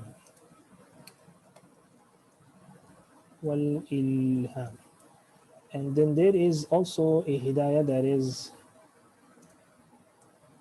hidayah to dilalati wal irshad. You can just learn one word, hidayat al-dilala, hidayat al-tawfiq, or hidayat al-irshad, or hidayat al-tawfiq. The first type of hidayah is when Allah enables you to follow the guidance, Like when Allah says, إِنَّكَ لَا تَهْدِي مَنْ أَحْبَبْتَ, you cannot guide anyone you like, وَلَكِنَّ اللَّهَ يَهْدِي مَنْ يَشَاءُ, but Allah is the one who guides. Here Allah mentions that you cannot give tawfiq to Muhammad sallallahu alaihi wasallam. Allah gives tawfiq. You can only tell them. So here the hidayah is the one that is being referred to in the ayah is at-tawfiq wal ilham. That is the hidayah that is being referred to hudal lil muttaqin. And it will be an enabler and a cause and means for tawfiq and will make the muttaqeen follow the guidance and act upon it. In this sense, it is only for the muttaqeen. The other type of hidayah is hidayah al-dilalati bil-irshad, to show the way, to tell the truth, but not necessarily cause him to follow it. You understand? Just mere guidance. Then you tell him the right way and the wrong way, and you have to choose the right. And you encourage him as much as you can, but he does not follow. This is a hidayah to dilalat wal irshad, and this is the one that is being mentioned in the other ayah, shahr Ramadan alladhi unzila fihi al-Quran hudan lin-nas. It's a guidance for all of mankind, but does not mean that it will be the source for everyone to follow the guidance. La. The tawfiq will be only given to few. And from this another ayah with regards to the Prophet وَإِنَّكَ لَتَهْدِي إِلَى صِرَاطٍ مُسْتَقِيمٍ, and you guide people to the right path. In the first ayah, Allah said, إِنَّكَ لَا تَهْدِي مَنْ أَحْبَبْتَ, you cannot guide whomever you wish to. And the other ayah says, you guide people to the right path. So the first ayah, and you cannot give tawfiq for them to follow guidance. The second ayah, you show them the right path. So there is a hidayah of tawfiq and enablement, and then there is hidayah of showing the right way, you can say. So that's how you make the reconciliation two ayahs. ونظير هاتين الآيتين قوله تعالى في الرسول صلى الله عليه وسلم إنك لا تهدي من أحببت ولكن الله يهدي من يشاء، وقوله فيه وإنك لا تهدي إلى صراط مستقيم. فالأولى هداية التوفيق والثانية هداية التبيين. تبيين يعني explanation and showing the way. Alhamdulillah, we have already mentioned this. ومن أمثلة ذلك قوله تعالى شهد الله أنه لا إله إلا هو والملائكة وأولو العلم. Allah witnesses that there is no one worthy of worship except Allah. وما من إله إلا الله. There is no one worthy of worship except Allah. Or let's just translate it according to its apparent meaning. There is no one who is worshipped besides Allah, other than Allah. There is no deity, no one who is worshipped besides Allah. وما من إله إلا الله. There is no deity except Allah. فلا تدع مع الله إلها آخر. Do not call upon any deity other than Allah. Now these ayat, apparently they seem that there is no one who is worshipped in reality except Allah. There is no deity except Allah. While other ayat say, فَمَا أَغْنَتْ عَنْهُمْ آلِهَتُهُمُ الَّتِي يَدْعُونَ مِن دُونِ اللَّهِ. Their aliha, their deities, did not help them, did not save them. الَّتِي يَدْعُونَ مِن دُونِ اللَّهِ مِن شَيْءٍ لَمَّا جَاءَ أَمْرُ رَبِّكَ وَمَا زَادُوهُمْ غَيْرَ تَتْبِيبٍ. They only increase them in their loss. So the first two ayahs, it seems that there is no ilah, there is no deity except Allah. And in the last two ayahs, فَلَا تَدْعُ مَعَ اللَّهِ إِلَهًا آخَرَ and فَمَا أَغْنَتْ عَنْهُمْ آلِهَتُهُمُ الَّتِي يَدْعُونَ مِن دُونِ اللَّهِ, it seems that there are deities other than Allah. So what is the jamr? The jawab is that here it means the true deity, the one who deserves worship. And here, فَلَا تَدْعُ مَعَ اللَّهِ إِلَهًا وَآلِهَتُهُمْ, here it refers to any deity which does not deserve to be worshipped necessarily, not necessarily that deserves to be worshipped. So the first one is La ilaha haqqun, someone who has the right to be worshipped. وَمَا مِنْ إِلَهٍ حَقٍّ إِلَّا اللَّهِ. There is no true deity, the one who deserves to be worshipped except Allah. That is what it means. So he says وَالْجَمْعُ بَيْنَ ذَلِكَ أَنَّ الْأُلُوهِيَّةَ الْخَاصَّةَ بِاللَّهِ عَزَّ وَجَلَّ هِيَ الْأُلُوهِيَّةُ الْحَقَّ. The true the true uluhiyya, the true worthiness of being worshipped. وَأَنَّ الْمُثْبَتَةَ لِغَيْرِهِ هِيَ الْأُلُوهِيَّةُ الْبَاطِلَةَ. As the one that is being attributed to other deities, it refers to the batil uluhiyya, the false worship, the false gods. طيب لقوله تعالى ذلك بأن الله هو الحق وأن ما يدعون من دونه هو الباطل.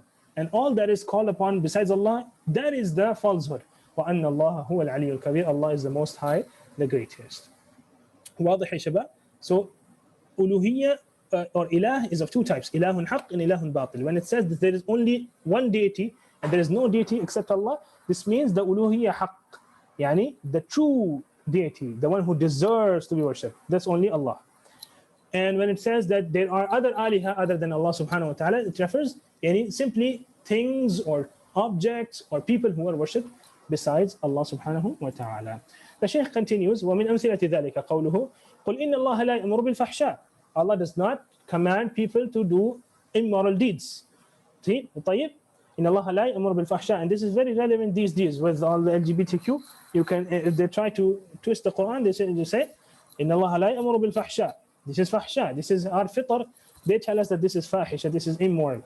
وَإِذَا أَرَدْنَا أَن نُهْلِكَ قَرْيَةً. On the other hand, Allah says, وإذا أردنا أن نهلك قرية أمرنا متر فيها, we command or we cause the people who are who live a luxurious life متر فيها ففسقوا فيها, so we command them, so they create mischief in the earth and they disobey Allah subhanahu wa ta'ala in the earth. فحق عليها القول, then the promise of Allah subhanahu wa ta'ala becomes manifest and it becomes true. فدمرناها تدميرا, and then we destroy them completely. Now here Allah says إن الله لا يأمر بالفحشاء, Allah does not command immoral deeds. Here it seems that it's referring to Allah commanding them to commit fisq. How to reconcile? He says وظاهر ثانية إن الله يأمر بما هو فسق والجمع بينهما. The answer to this is أن الأمر في الآية الأولى هو الأمر الشرعي. أمر الشرعي يعني commandment, what Allah wants from us. والله تعالى لا يأمر شرعا بالفحشاء. Allah subhanahu wa ta'ala does not command us to commit immoral deeds. Allah commands us to do the good deeds. إن الله يأمر بالعدل والإحسان وإيتاء ذي القربى. All of the good things. عدل, justice, ihsan, being good to others, and perfection. إيتاء ذي القربى, and to give to the relatives. وينهى عن الفحشاء والمنكر والبغي. And He forbids us from immoral deeds, from munkar, something that is denounceable, والبغي and dhulm. So Allah forbids us from bad things. So what about the second ayah? He says وَالْأَمْرُ فِي الْآيَةِ الثَّانِيَةِ هُوَ الْأَمْرُ الْكَوْنِي. And Allah causes them. It does not mean Allah commands them. Allah causes them to commit fisq. So here the amarna means we cause them to commit fisq. And here amara means we ask them and we command them to, we do not command them to commit immoral deeds. So there is amara bima'na. So amara here, the first one means command. The second one means cause someone to do something. واضح يا شباب? Just like we have in irada kawniyya and irada shar'iyya, just like that. So here command or require.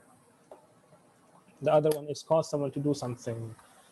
So this is how we reconcile between the two ayats. والأمر في الآية الثالثة هو الأمر الكوني والله تعالى يأمر كون بما شاء حسب ما تقتضيه حكمته لقوله تعالى. And according to his hikmah, Allah causes whatever He wants for whomever He causes them to do it according to his hikmah. Because Allah says إنما أمره إذا أراد شيئا أن يقول له كن فيكون. All that Allah has to do in order to make something happen, just say kun and it happens. ومن رام زيادة أمثلة, the one who seeks more examples for this, فليرجع إلى كتاب الشيخ الشنقيطي المشار إليه آنفا. The book that I showed you, دفع إيهام الاضطراب عن آيات الكتاب للشيخ محمد أمين الشنقيطي, it contains more examples such as these. This can also serve as a reference book for you if you are, there are two ayahs that you think are contradictory, or you apparently you think they are seen contradictory, you can refer back to this book inshallah and benefit from it. Any questions with regards to this, Shabab?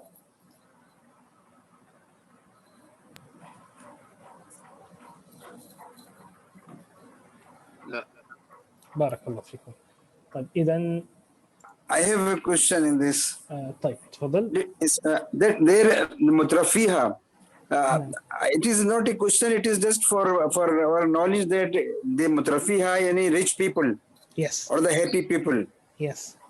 What is the hikmah that this jaza or punishment comes to through the rich people? Is there any?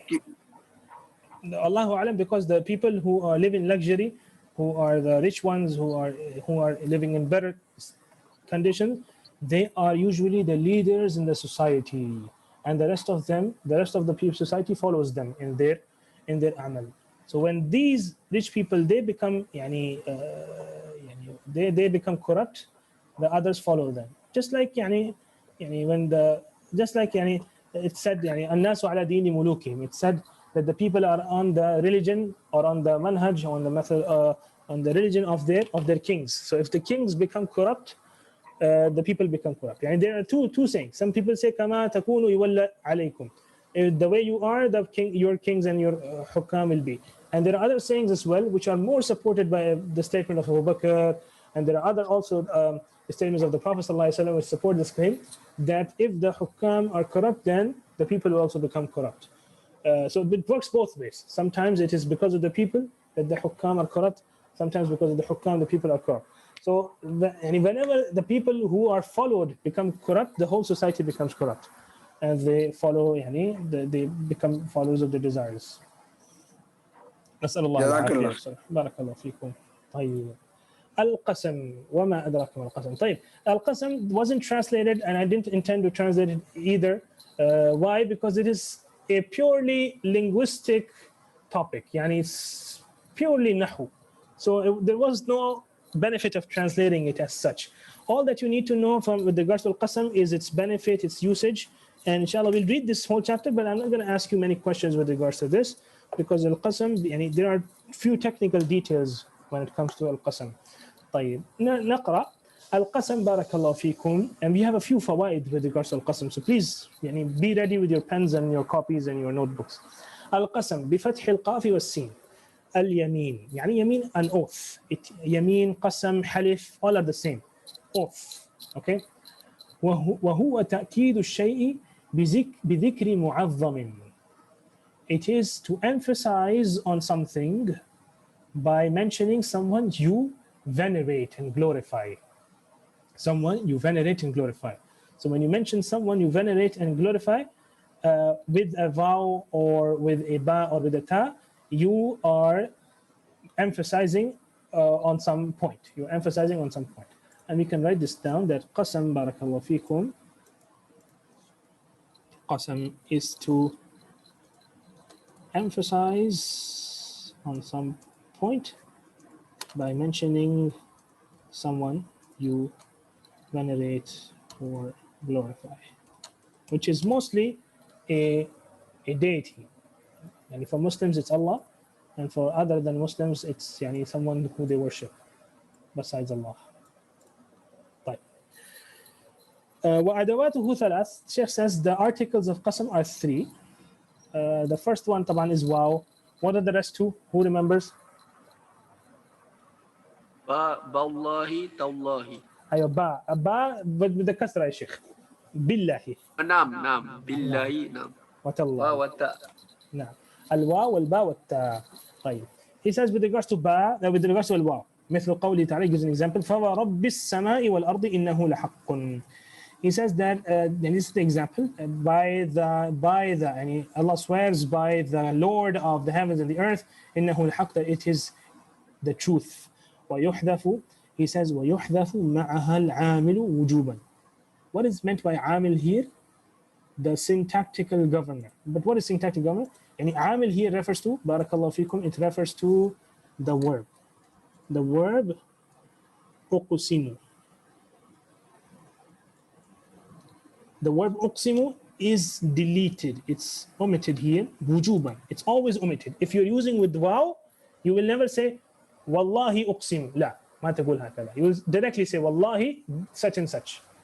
You will never say wallahi uqsimu or uqsimu wallahi. لا ما تقول هذا. So uqsimu, the verb of aqsama yuqsimu, iqsaman is always omitted with the waw.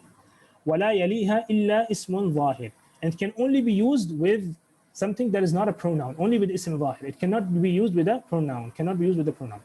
طبعا يا شباب, القسم وما أدراك ما القسم. There are two questions here that are very important for our benefit.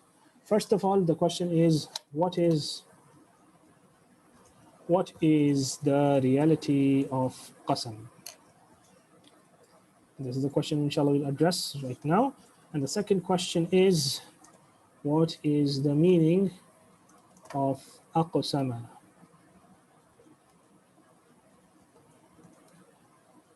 And perhaps we can add another question. Why do we use this style of qasam?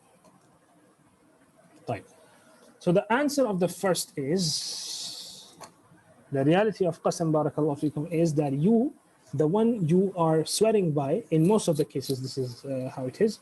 There is a book by Sheikh Abdurrahman ibn Yahya al-Muallimi, Raf'u al-Ishtibah. And he has mentioned in this book some fawaid that he transmitted from Hamiduddin al-Farahi. Hamiduddin al-Farahi. He's an Indian scholar who was proficient and who was a brilliant scholar of Arabic. And one of the greatest scholars of Arabic, Hamiduddin al-Farahi. Even though he has some deviances with regards to the hadith and other stuff, but he's one of the greatest scholars of the Arabic language. Hamiduddin al-Farahi. He mentioned in one of his books, Al-Im'an fi Aqsam al-Quran. Al-Im'an fi Aqsam al-Quran. He mentions 5 different types of Aqsam. And the Qasam is used in 5 different ways, 5 different usages of Qasam. So you can inshallah refer back to that book. You can search it on the net, in your internet, you'll find it. Al-Im'an fi Aqsam al-Quran. And if you want to read a khulasa of it, you can find the khulasa of it in the book of Abdurrahman ibn Yahya al-Muallimi, rahimahullah, رفع الاشتباه عن معنى لا إله عن معنى العبادة والإله وتحقيق معنى التوحيد والشرك بالله, or just simply يعني كتاب or يعني معنى لا إله إلا الله or كتاب العبادة. This is a brilliant book by Sheikh Abdurrahman al-Muallimi. Here he mentions on page 1000, he has mentioned a summary on the page 1000. Inshallah, if you find this PDF, you'll find it on page 1000, يعني the summary of the kalam of Ahmaduddin al-Farahi. Khulasa, the most commonly used type is the following, and it means, and what is the reality? What does it mean that I swear by Allah? Before I answer, does anyone of you know what it means to swear by Allah?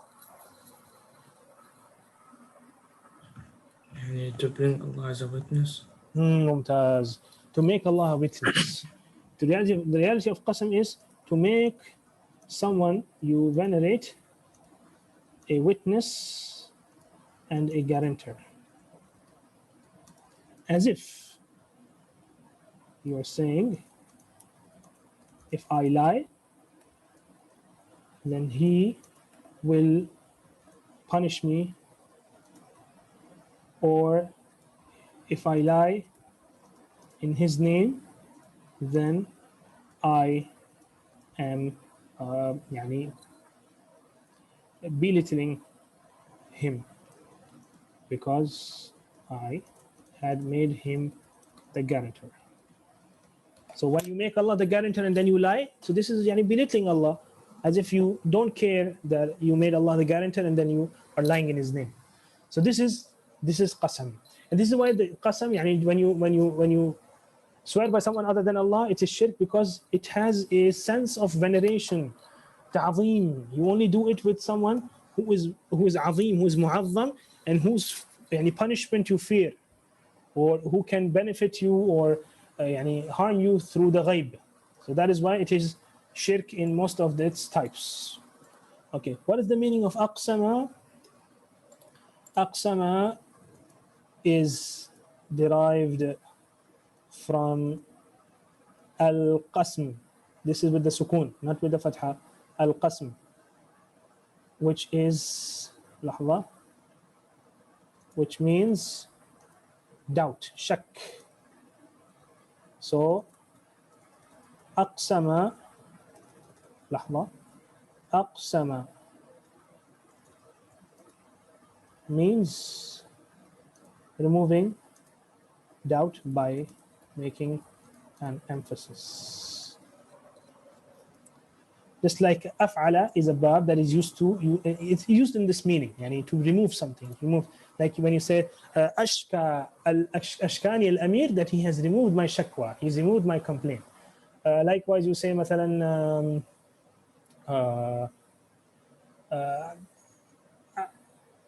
you say أعجمت الكتاب when you remove its ujma. When you remove its ujma, by putting harakat, you made it into Arabic. Why do we use this style of qasam? طبعا, we use it to make emphasis. This is qasam. Right. Now let's read what the Shaykh has got for us here. The Shaykh says, وَالْبَاء, also one of the articles of qasam is al-ba. مثل قوله تعالى لا أقسم بيوم القيامة. And here the la is not the la النافية, it's la zaida. It's la zaida. It's an additional la. It's not to say that I don't swear. No, it means I swear by the day of judgment. This la is zaida, it's an additional la. And the Shaykh says ويجوز معها ذكر العامل. يعني the عامل, it is referring to the verb. ذكر العامل, يعني the verb أقسم, you can mention it along with it. So you can say مثلا ويجوز حذفه, يعني you can mention it and you can omit it. So it has been omitted مثلا here.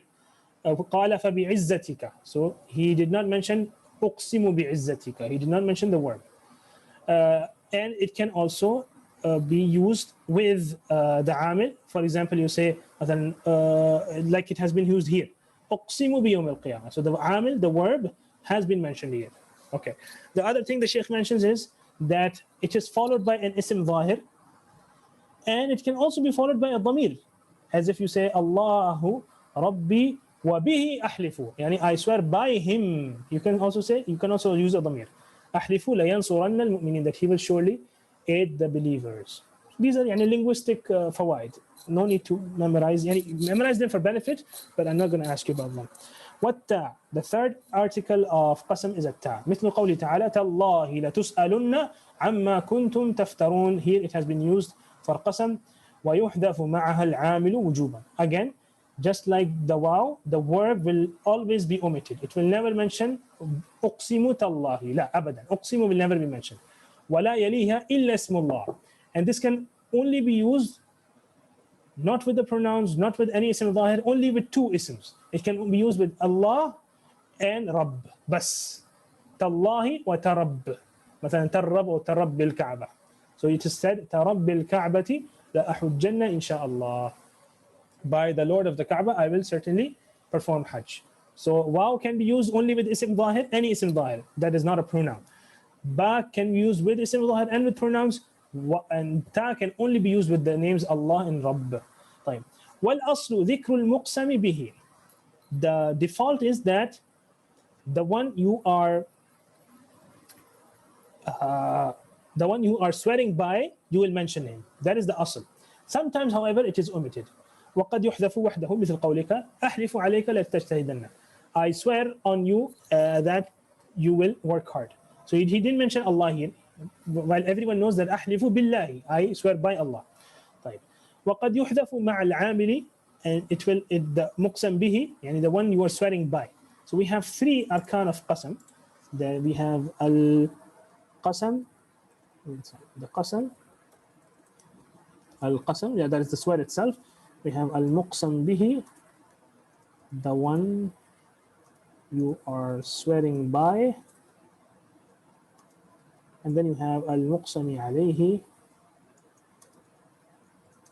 the matter. The matter you are swearing on. Okay? So with regards to muqsam bihi, the Shaykh said it can be sometimes omitted. Then the Shaykh says وَقَدْ يُحْذَفُ مَعَ الْعَامِلِ وَهُوَ كَثِيرٌ.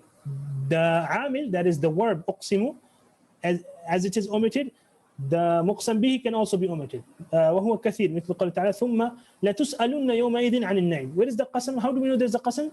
Because of this lam. This lam tells us that there is a qasam here. As if he said ثُمَّ وَاللَّهِ لَتُسْأَلُنَّ يَوْمَئِذٍ عَنِ النَّعِيمِ. So neither was the verb أقسم mentioned, nor was the one by whom the swear was being made mentioned. Only the lam was mentioned, which indicated there was a qasam here. There was supposed to be a qasam here.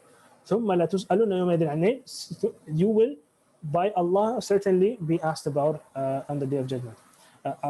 Asked about the bliss.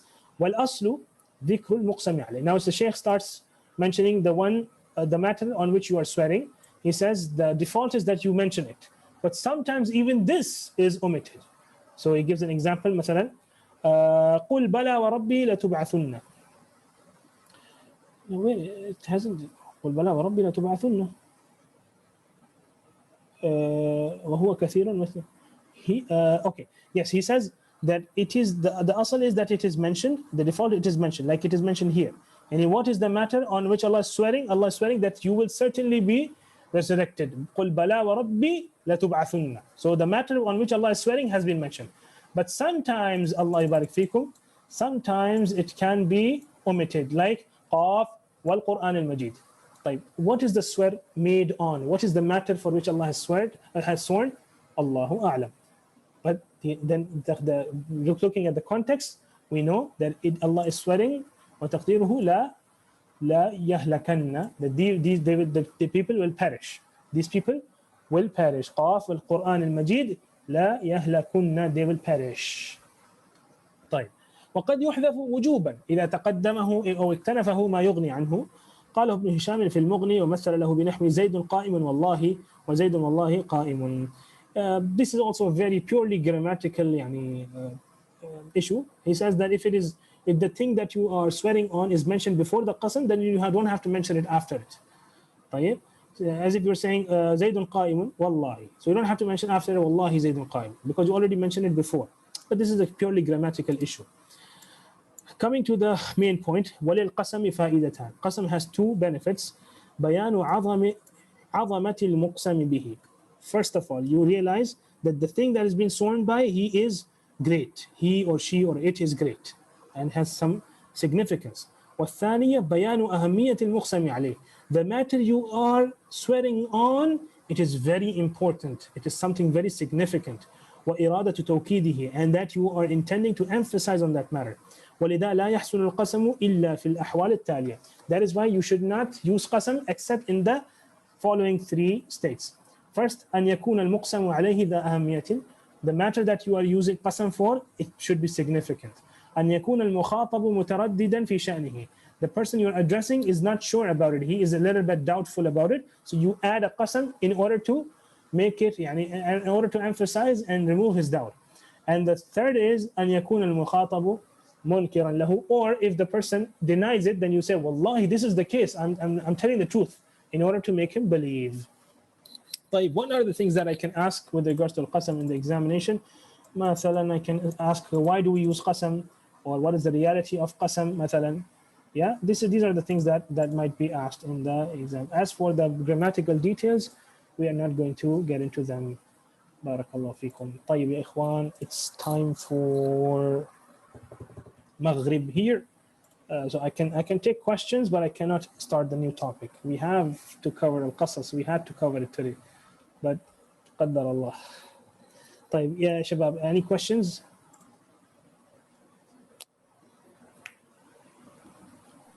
How many lessons do we have? The asl was one lesson. We had to have one lesson.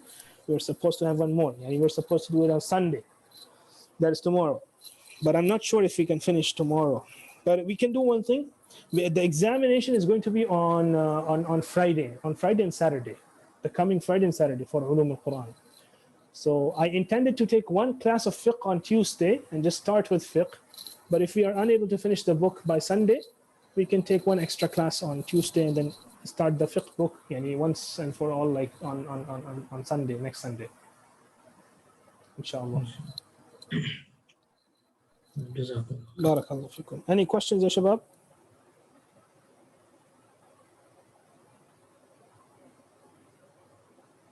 Then it seems that there are no questions. I just intend to share these fawaid. If I could share them in the WhatsApp group, inshallah, it will be great. First, let me just share them in the chats. And inshallah on the group, bismillah.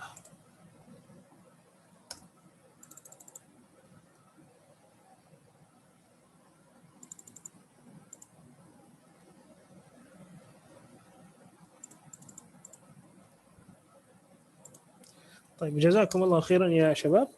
Inshallah, see you in the next class بإذن الله تعالى. والسلام عليكم ورحمة الله وبركاته.